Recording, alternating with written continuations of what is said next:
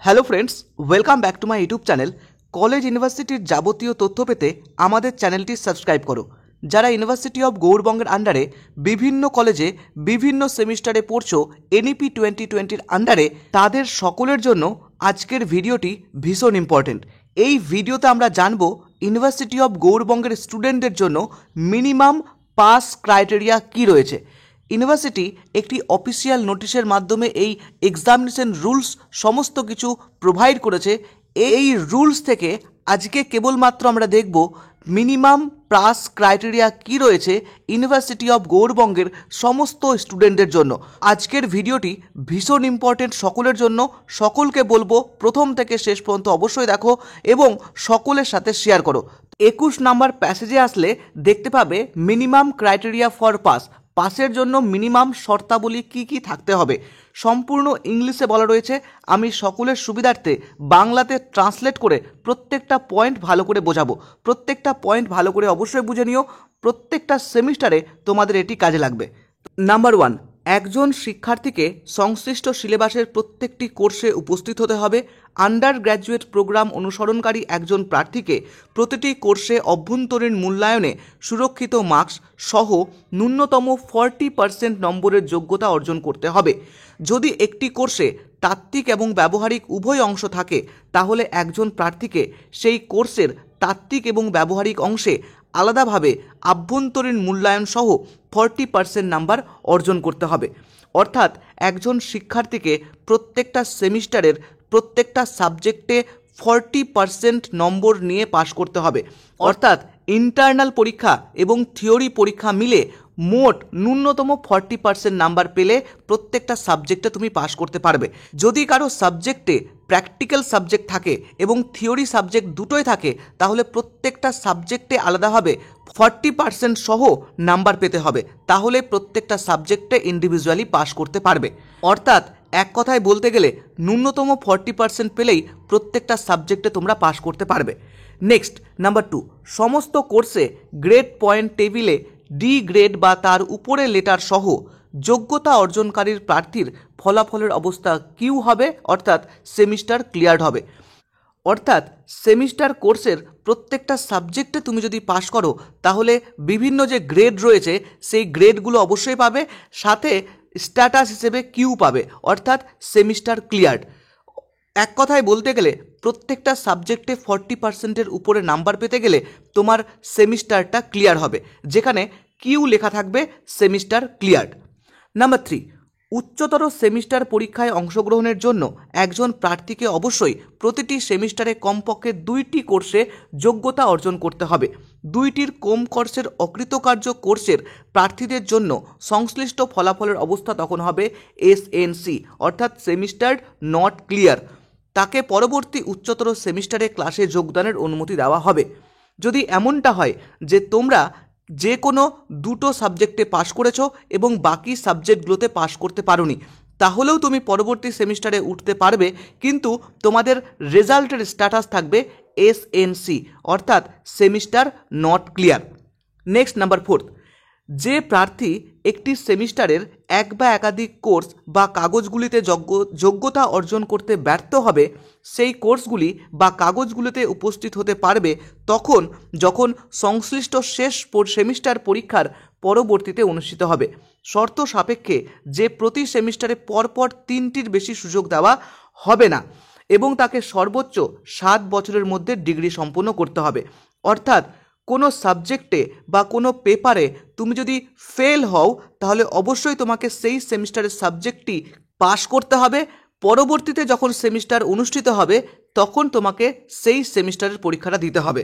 তবে এখানে বলা রয়েছে একটি সেমিস্টারে 3টের বেশি সুযোগ দেওয়া হবে না এবং সর্বমোট সবটা ডিগ্রি কমপ্লিট করার জন্য 7 বছর সময় দেওয়া হবে।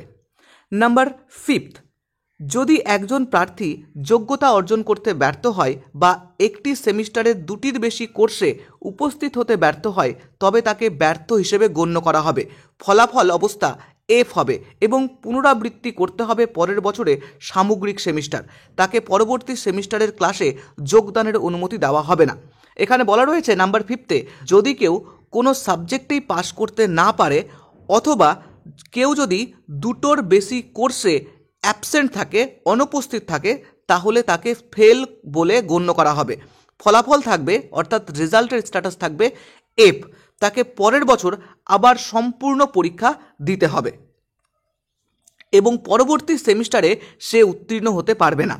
নেক্সট নাম্বার এফ, উচ্চতর সেমিস্টার পরীক্ষার অংশগ্রহণের জন্য একজন প্রার্থীকে অবশ্যই প্রতিটি সেমিস্টারে কমপক্ষে একটি কোর্স বা পেপারে 5 নম্বর নিশ্চিত করতে হবে।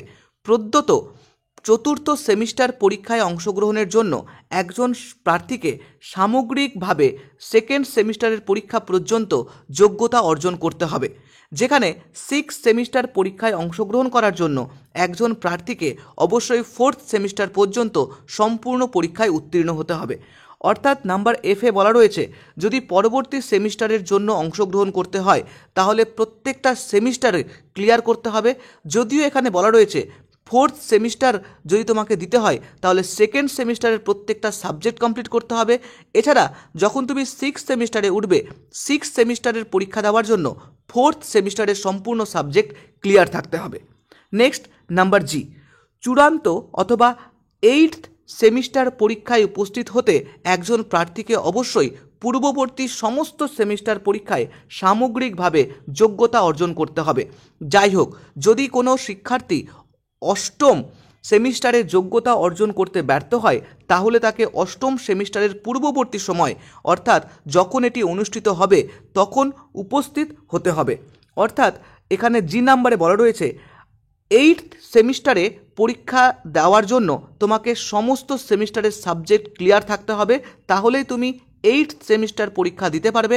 যদি এমনটা হয় যে 8th সেমিস্টারে তুমি ফেল করলে, তাহলে পরবর্তীতে যখন 8th সেমিস্টার অনুষ্ঠিত হবে, পরীক্ষা হবে, তখন তোমাকে আবার সেই পরীক্ষায় প্রেজেন্ট থাকতে হবে এবং তোমাকে সমস্ত সেমিস্টার ক্লিয়ার করতে হবে। নাম্বার 8, যদি কোনো শিক্ষার্থী কোনো কোর্সের ব্যবহারিক উপাদান, ক্ষেত্রের কাজ, প্রকল্পের কাজ, ইন্টার্নশিপ, উদ্যোক্তা ইত্যাদিতে যোগ্যতা অর্জন করে কিন্তু সেই কোর্সের থিওরি সাবজেক্টের যোগ্যতার নম্বর পেতে ব্যর্থ হয়, তাহলে নম্বরগুলি সুরক্ষিত নন থিওরি অভ্যন্তরীণ মূল্যায়ন সহ তার তালিকাভুক্তির পুরো সময়কাল ধরে রাখা হবে। অর্থাৎ নাম্বার 8-এ বলা রয়েছে, যদি কারো প্র্যাকটিক্যাল সাবজেক্ট থাকে, যদি ব্যবহারিক উপাদান থাকে, কোনো ইন্টার্নশিপ থাকে, তাহলে সেই সাবজেক্টে যদি তুমি পাশ করে যাও, কিন্তু তোমার যেটা থিওরি সাবজেক্ট থাকবে সেই সাবজেক্টেরই সেখানে যদি পাশ করতে না পারো, তাহলে যেটা প্র্যাকটিক্যালের বা ইন্টার্নশিপের মার্কস থাকবে সেটা মার্কস অবশ্যই থাকবে, সেটা মার্কসের কোনো চেঞ্জ হবে না, তবে থিওরি এক্সাম পরবর্তীতে দিয়ে তোমাকে পাশ করতে হবে। এক কথায় বলতে গেলে বলা যায় যে ইন্টারনাল পরীক্ষার কোনো প্রকার নম্বর চেঞ্জ হবে না পরবর্তীতে, যদি তুমি পুনরায় সেই পরীক্ষাটি দিতে চাও বা পরীক্ষা দিতে হয়। নেক্সট নাম্বার আয়ে বলা রয়েছে, একজন শিক্ষার্থী যিনি শেষ সেমিস্টার পরীক্ষায় অংশগ্রহণের যোগ্য কিন্তু তা না করেন, সেমিস্টার পরীক্ষায় নথিভুক্ত হন বা উপস্থিত না হন বা ব্যর্থ হন, তাহলে অধ্যয়নের সেই নির্দিষ্ট কোর্সের পরবর্তী উচ্চতর সেমিস্টার ক্লাসে উপস্থিত হওয়ার অনুমতি দেওয়া হবে না। বলা রয়েছে, যদি কেউ কোনো সেমিস্টারের পরীক্ষায় প্রেজেন্ট না হয়, সম্পূর্ণ অ্যাবসেন্ট থাকে, তাহলে পরবর্তী কোনো সেমিস্টারে উত্তীর্ণ হবে না, সেই সেমিস্টারের পরীক্ষা আবারও পুনরায় দিতে হবে। নেক্সট নাম্বার জে, পরীক্ষার ফর্ম জমা দিতে ব্যর্থতা একটি সুযোগ ব্যর্থতা হিসেবে বিবেচিত হবে। একটি থেকে অনুপস্থিত যে কোনো কোর্সের পরীক্ষাও ব্যর্থ বলে বিবেচিত হবে। যদি পরীক্ষার ফর্ম ফিল আপ করতে না পারা যায়, তাহলে সেটাও একটা ব্যর্থতা বলে নির্ণয় করা হবে, অর্থাৎ তুমি ফেল বলে গণ্য করা হবে, সেই সেমিস্টার পরীক্ষা পুনরায় দিতে হবে। নেক্সট বলা রয়েছে, একজন ব্যর্থ শিক্ষার্থীকে পরবর্তী সেমিস্টার পরীক্ষায় পুনরায় উপস্থিত হতে হবে। অফিস থেকে জারি করা বিজ্ঞপ্তি অনুযায়ী অভিভুক্ত কলেজের অধ্যক্ষের মাধ্যমে পরীক্ষার ফর্ম বা আবেদনের নিয়ন্ত্রকের কাছে জমা দিতে হবে। অর্থাৎ বলা রয়েছে, একজন ব্যর্থ শিক্ষার্থী অর্থাৎ ফেল স্টুডেন্ট পুনরায় পরীক্ষা দিয়ে উত্তীর্ণ হতে হবে। অবশ্যই তাকে অফিস থেকে বা কলেজে যিনি প্রিন্সিপাল রয়েছে তার মাধ্যমে আবেদন করতে হবে। নেক্সট নাম্বার এলে বলা রয়েছে, প্রার্থীকে 7 বছরের মধ্যে পুরো কোর্সটি ক্লিয়ার করতে হবে। অর্থাৎ সম্পূর্ণ এই যে 4 বছরের কোর্স রয়েছে তোমাদের, টোটাল 7 বছরের মধ্যে কমপ্লিট করতেই হবে, না হলে রেজিস্ট্রেশন ক্যান্সেল হয়ে যাবে।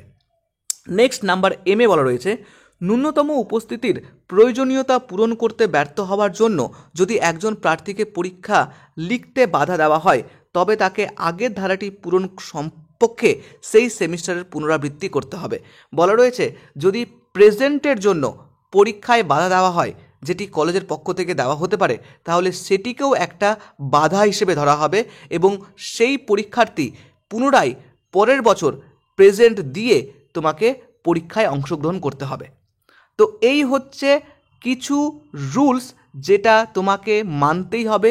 ইউনিভার্সিটি অফ গৌড়বঙ্গের নর্মসের মধ্যে এই সমস্ত রুলসগুলো পড়ছে। আশা করি সমস্তটা ভালোভাবে তোমাকে বোঝাতে পেরেছি। তুমি বুঝতে না পারলে তুমি আরও একবার পুরো ভিডিওটা দেখো, সম্পূর্ণটা ভালো করে বুঝতে পেরে যাবে। যদি ভালো লাগে লাইক করো, প্রতিটা বন্ধুর মাঝে শেয়ার করে দাও, যাতে প্রতিটা বন্ধু তোমার মতো একই রকমভাবে সহায়তা পেতে পারে। তো চলো দেখা হচ্ছে নেক্সট ভিডিওতে। সকলে ভালো থেকো, সুস্থ থেকো। Thank you.